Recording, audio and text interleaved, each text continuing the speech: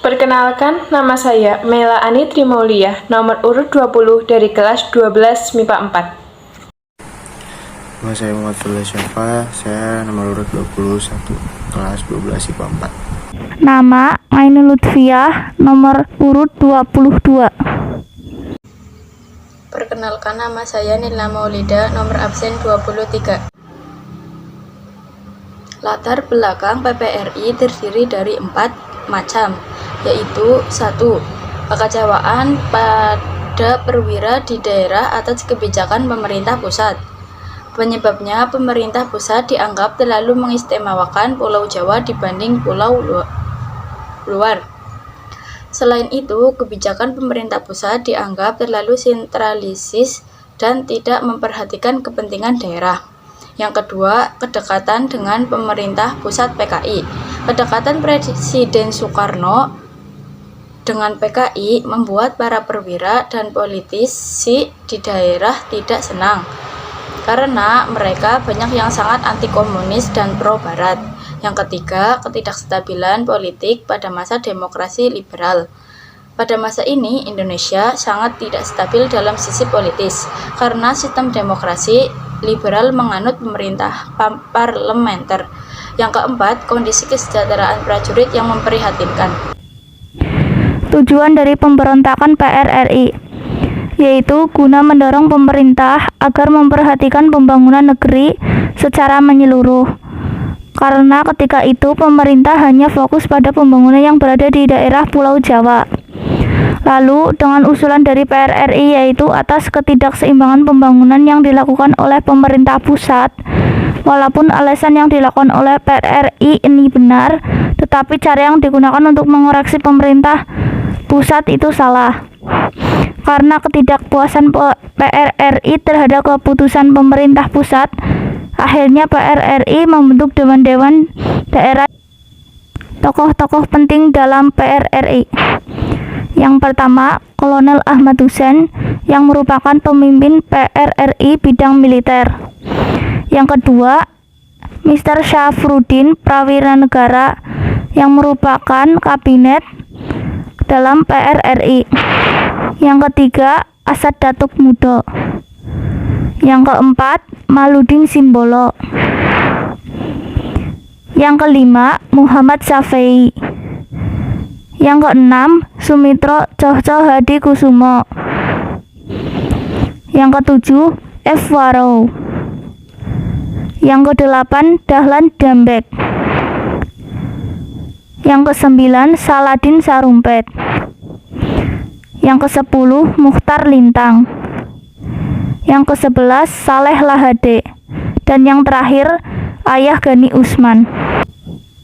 Kronologi peristiwa PRRI.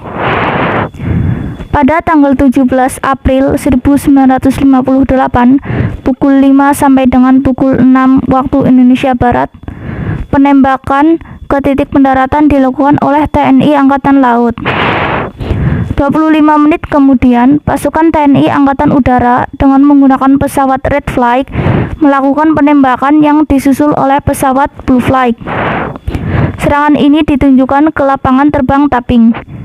Tidak lama kemudian, pasukan KKO melakukan pendaratan melalui Pantai Padang. Pada siang hari, seluruh pasukan gabungan berhasil mendarat di Padang. Operasi ini berlangsung selama 1,5 bulan, dan hasilnya Kota Padang, Solok, Payakumbuh, dan Bukit Tinggi. Upaya pemerintah PRRI. Yang pertama adalah pemecatan. Upaya awal dilakukan oleh pemerintah untuk menumpas PRRI adalah memecat beberapa anggota militer yang terlibat seperti Letkol Ahmad Hussein, Kolonel Zulkifli Lubis Dahlan Jambek, Kolonel Vence Samuel, dan Kolonel Mahludin Simbolon.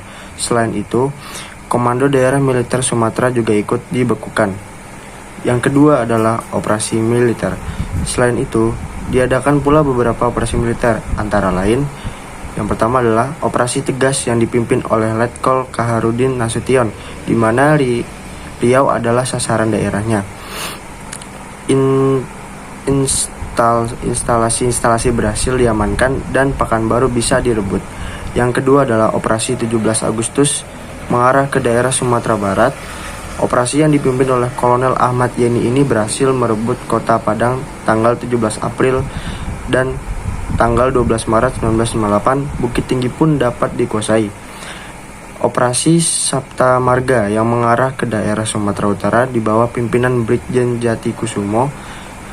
Yang terakhir adalah Operasi Sadar berfokus pada daerah Sumatera Selatan dengan Letkol Ibnu Sutowo sebagai pemimpinnya. Upaya yang ketiga adalah mendesak Kabinet Juanda dan Nasution. Usaha lain yang dilakukan oleh pemerintah Republik Indonesia adalah mendesak Kabinet Juanda dan Nasution. Kedua kabinet ini menginginkan agar pemberontakan tersebut dihentikan dengan tegas. Hingga pada akhirnya, memasuki akhir bulan Februari, Angkatan Udara Republik Indonesia melakukan pengeboman pada instansi-instansi penting yang ada di Kota Padang, Bukit Tinggi, dan Manado. 4. Mengirim pasukan-pasukan tepat awal bulan Maret. Pasukan divisi Diponegoro dan Siliwangi yang dipimpin oleh Kolonel Ahmad Yani mendarat di Pulau Sumatera. Namun, sebelumnya Nasution telah mengirimkan pasukan resmi, para komando Angkatan Barat yang berada Pangkalan Minyak, Kepulauan Sumatera, dan Riau.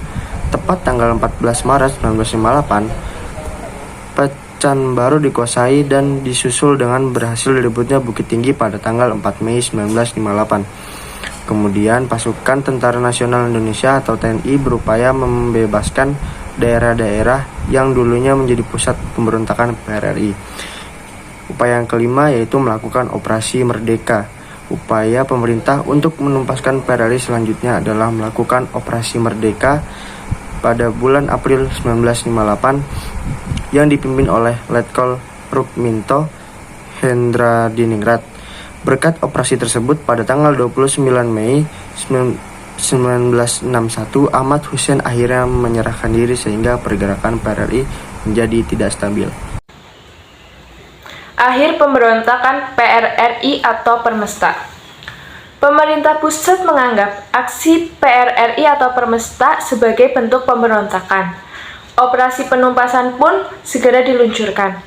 Menurut Phil Manuel Sulu melalui buku Permesta dalam Romantika, Kemelut, dan Misteri atau tahun 2011, gerakan PRRI di Sumatera mampu dipadamkan oleh Tentara Nasional Indonesia atau TNI dalam waktu cepat. Di Sulawesi, Permesta juga mulai kewalahan meskipun dikabarkan sempat mendapat bantuan dari beberapa negara asing seperti Amerika Serikat, Taiwan, Jepang, dan Filipina. Gerakan PRRI atau Permesta mulai diredam pada Agustus 1958.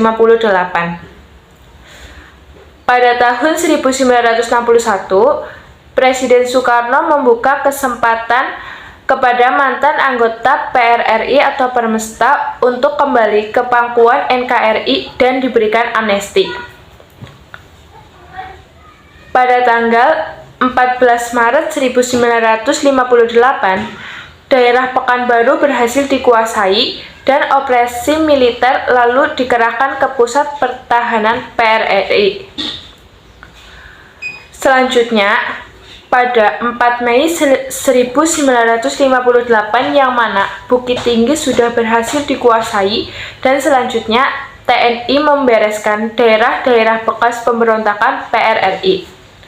Pada penyerangan tersebut, banyak pasukan PRRI yang melarikan diri ke area perhutanan yang berada di daerah tersebut.